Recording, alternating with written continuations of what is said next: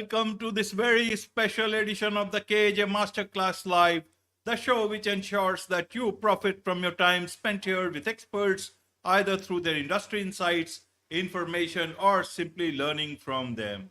And today we have Cynthia Rapaido. She's an educational leader and school leadership coach. She's the author of Step Up Your School Leadership Game. Welcome to the show, Cynthia. Thank you so much, AJ.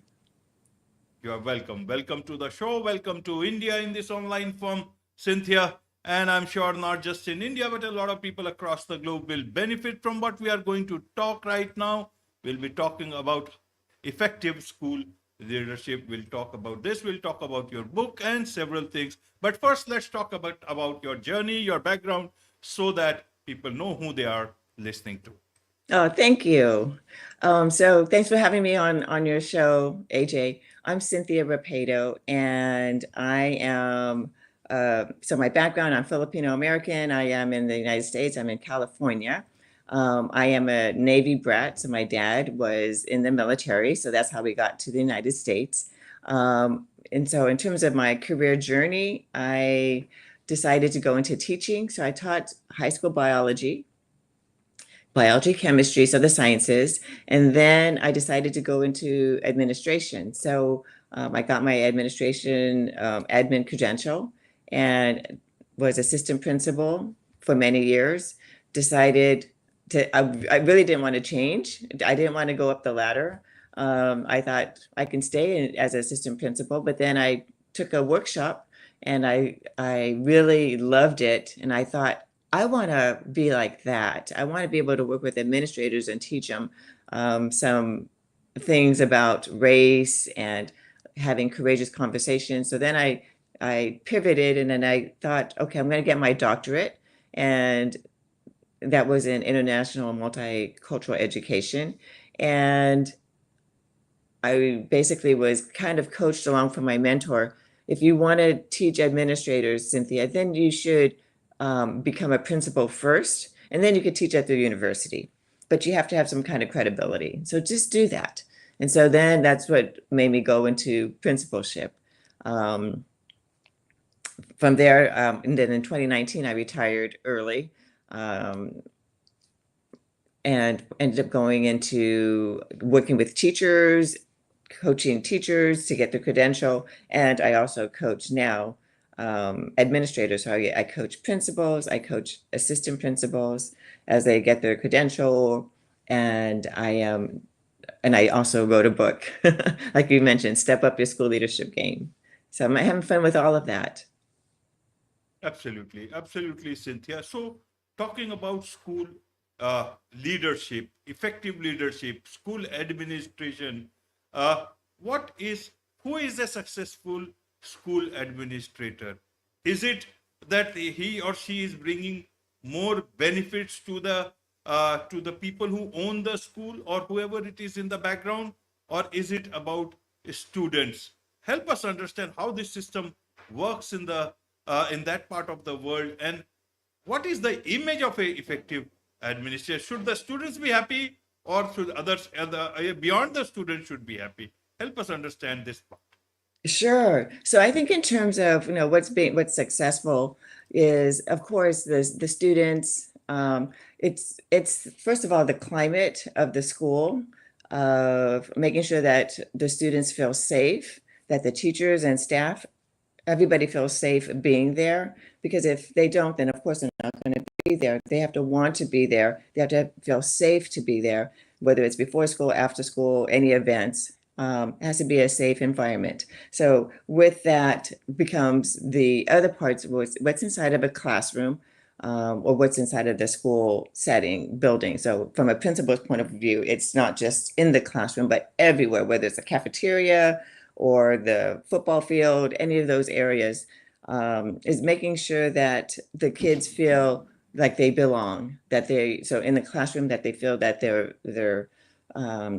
they're seen, their voices are heard. So that makes it a successful classroom. And then feeling safe to be able to express their point of view. But the teacher has to create that as well. So if you're talking about something delicate, let's say about boys crying. It's not cool for boys to cry. Um, Leading into that, saying, little baby steps to get to having discussions about anything, uh, so that way kids can open up and then they feel that they can trust each other, that they're not going to be made fun of with their peers. So it's up to the teacher to set that up in that classroom and make it a safe classroom. Um, and from there, the kids will love their teacher because they feel that they are bringing out the best in that student. Being able to be critically aware of themselves, critically aware of their surroundings, other people, respecting other people and their differences. And overall, it benefits them after they graduate. Hopefully that they are able to be aware of their own biases and be able to accept other people, other cultures, because eventually they become part of the society themselves. Right, right, Cynthia. You use the word safe several times. Mm-hmm. I want to understand this safe word. Uh, what are the challenges for not feeling, for feeling safe in a place as school? Schools are generally safe, should be generally safe. The only time it should not be safe or does not look safe is when we hear those news about those violence Mm-hmm. happening, somebody with a gun and all that we get. That is sad, that is unsafe. But rest beyond that, what is the unsafe part here? Help us understand so that this part of the world can understand that safety. Generally, in this part of the world, schools are considered to be very, very safe, except for some issues here and there. And generally, people think that they are safe places. So, help us understand Ah, thank you. this. Thank you for bringing that into light. Yes. So safe, from what most people think of the word safe is, that physical safety, that they feel like they can walk through the hallways without being harassed or being not being pushed or a fight. So that's one part of safety, the physical safety. But the other uh, areas of safety is the mental safety and the emotional safety. So if I walk into a classroom and people are bullying me or making fun of me or belittling me, I might not want to go to that class. I might want to ditch or cut out and not show up to school. Emotionally unsafe might be um, that's all kind of part of it too. I don't feel like I belong. I don't feel that I can connect with anybody. I'm alone in this journey. I I I don't want to even be here. So those are those feelings of unsafe environments for students. So if a classroom is again unsafe in terms of mental, emotional, physical, then that's not a successful environment for the students. If people can create that, engender, love and we're in this together, we're a team, and um, we want to continue to help them grow, then it becomes a safe and successful environment. Right. So, who creates this safe environment? Is it uh, the teachers? Is it the administrator, the principal, the assistant principal? How does that work? Or is it the general culture of the school that develops over time? And suppose if there's a problem, then how do you tackle that if it is a culture problem? How will you stop kids, if they are bullying someone? Is it about the policy or is it about individual instances that you solve? And then that sets up a culture. Does it again work with, is it the job of the teacher or is it the job of the principal, the administrator? Isn't it a tricky issue? And how did you manage it during when you were having this responsibility for yourself? Good questions. So in terms of how do I put that into place You mean walking in? So I went from being an assistant principal overseeing school safety and whether it was, emergency drills and fire drills and, that kind of safety. And then, of course, there's the discipline safety, putting things in place, having what they call a discipline matrix. So if you do this, then the consequences are that. Being explicit with the students and letting them know these are the expectations when you come to the school. Um, and if you are experiencing anything, um, to be able to come forward. Don't feel that it's important to report it. It's not so much of snitching, but we can't stop things if we don't know about it. And part of it is also everybody has to be aware and vigilant about what's happening. So teachers, stand outside your classrooms, make sure that, and if you see something, report it. If there's a fight, then, if you can, break up the fight or intervene, or if you see some language, address it. So those are really important to put school expectations in place, put policies in place, and then, of course, modeling it. So whether it's modeled from the principal to the assistant principal to the teachers to the students or the other direction, the students model it, and we all kind of make sure that it's that kind of environment, then we all can learn to make it better, a better place for everybody. I think I kind of deviated. My mind is just thinking of all those questions that you had asked. So in terms of tackling the problem, it's everybody's problem. Everybody needs to be a part of it and part of the solution, and not just, okay, it's on the principal to take this on. But the principal has to lead. They can't just not just focus on test scores, but they have to really make that a part of the growth of the student.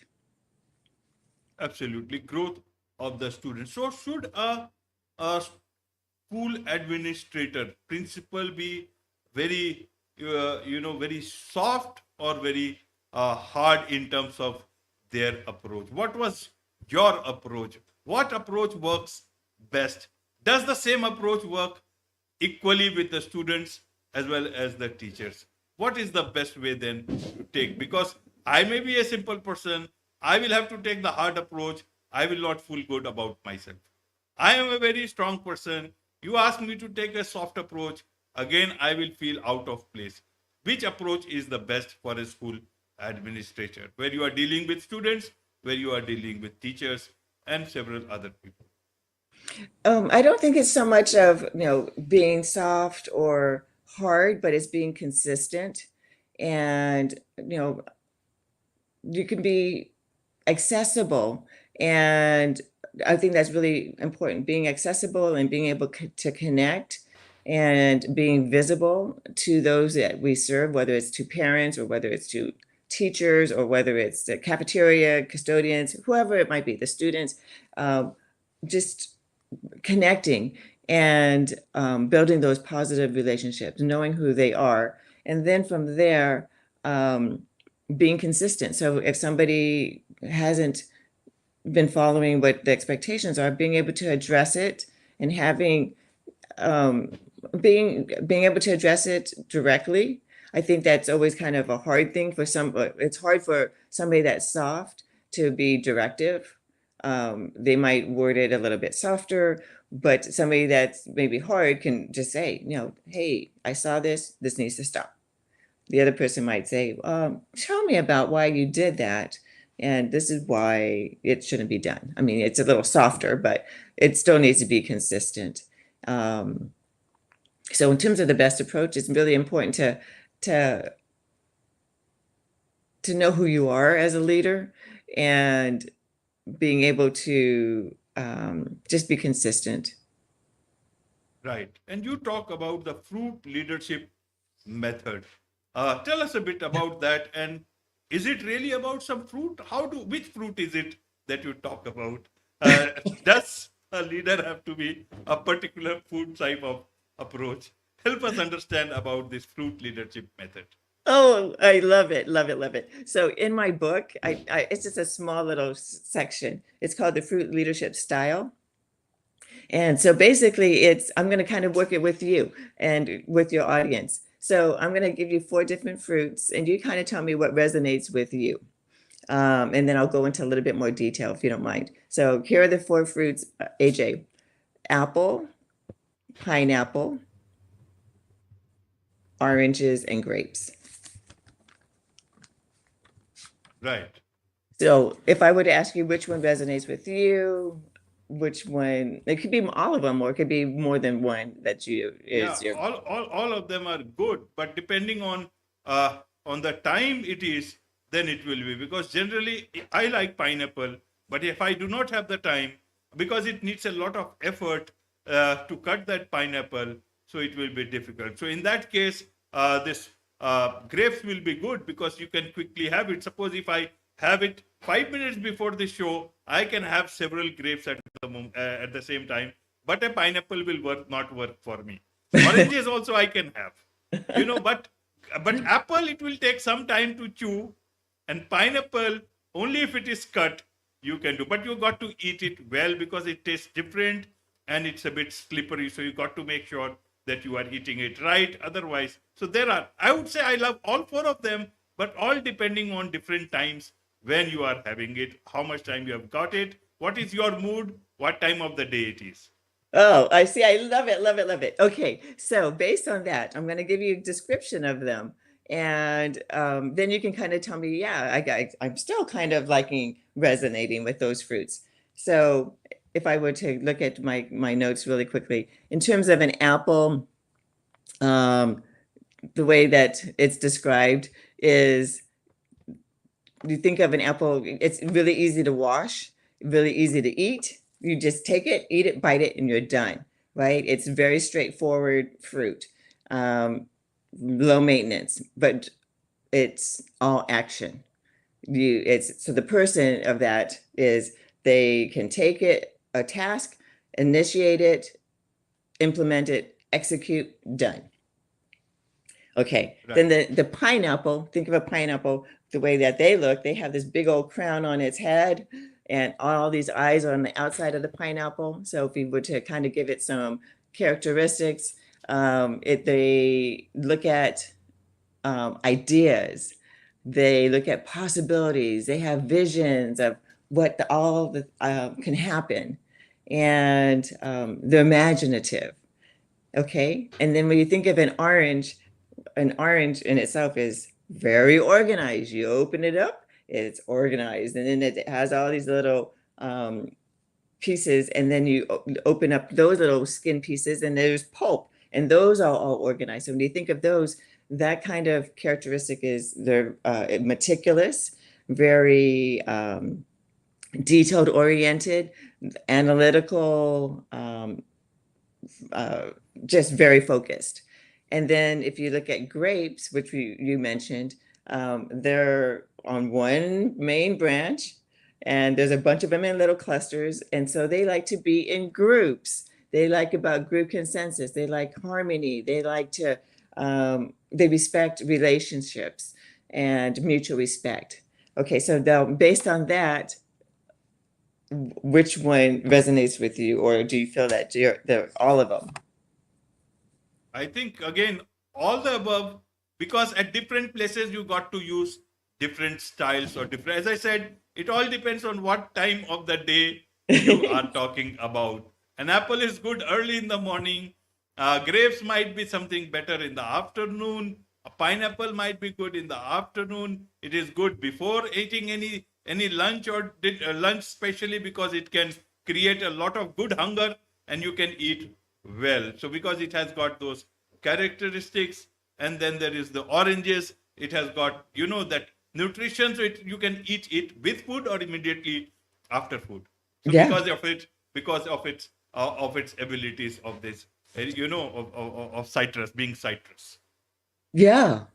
And so what you just said in terms of not liking all of them, those are the characteristics of and ideally, a leader, a school leader, I'm thinking of a school leader, is all of them, should be all of them. And if one is underdeveloped in one of those areas, those are the areas that need to be focused on. So if I say I'm a grape, for example, that I like relationships and I want group consensus, then I need to also develop, being the apple and pineapple and the orange. I need to be organized. I need to be able to act on things and implement it. And I also have to have this vision so people understand where I'm going. But if I'm all about, okay, so let's talk, let's talk, let's talk, let's talk, people who are apples are going to go, oh my gosh, all she does is talk.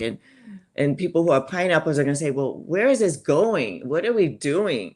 And then the oranges are going to say, I don't want to do any of this until I know the details. So it's a matter of shifting each other. So if I know I'm a grape and you're a grape, then we're not going to get very far. We're just going to keep on talking to each other. But if I know that you're an apple or you're a pineapple, let's say I'm a grape and you're a pineapple, I need to shift myself and say, okay, now that I know that AJ's a pineapple and a grape, I'm going to make sure that I am able to, keep with this big vision that he has all these ideas. It's going to come out.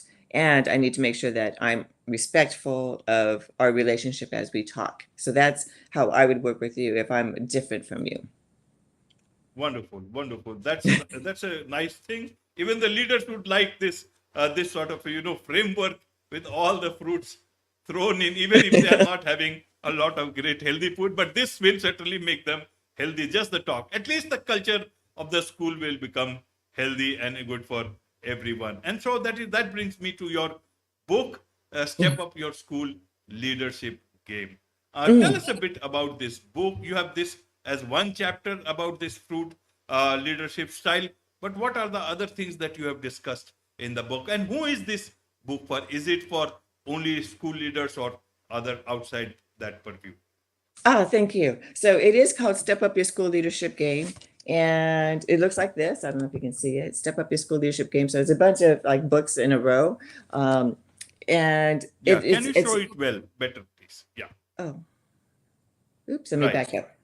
Yes, Okay. yes. Step Up Your School Leadership Game. And it says the new administrator's guide, lessons to navigate big and small challenges with confidence and purpose. And you can get it on Amazon. And my name is Cynthia Rapaido. I designed it for new administrators and those that want to go into principalship, because like I said, I didn't really think I wanted to go be a principal until my mentor said, you should be to be credible. And it was another learning curve. But, in the book, it's a bunch of things, not just the fruit leadership style. That's just a small piece, but there's also about how to be, you have to know. So there's 5 main sections of the book. The first section is know yourself. So you need to know yourself, know who you are as a leader, your multi-ethnic or multifaceted identity, your core values, non-negotiables, and then it continues on in terms of knowing yourself.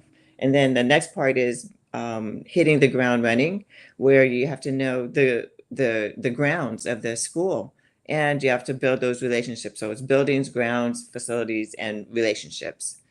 And then the third section is the nuts and bolts.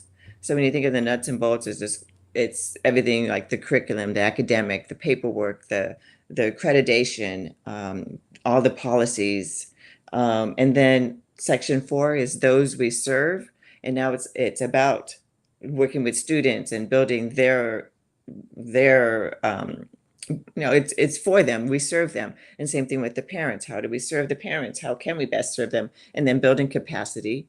And then the last section is space, time, and energy, which is how to get organized, how to take care of yourself, because the job is very, very demanding, and then how to enjoy being in that role.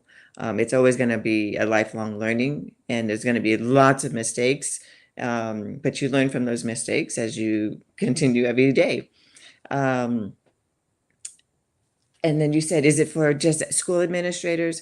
It's not necessarily. I mean, of course, the nuts and bolts would be kind of one to skip over as not administrator, but I've had a lot of different people read it, CEOs and just all kind engineers. I mean, they're just different groups of people, and they love it. And they've actually commented on it and said, no, that fruit leadership activity can be used anywhere, and building relationships can be anywhere. Knowing your facilities can be anywhere. You could be on a ship.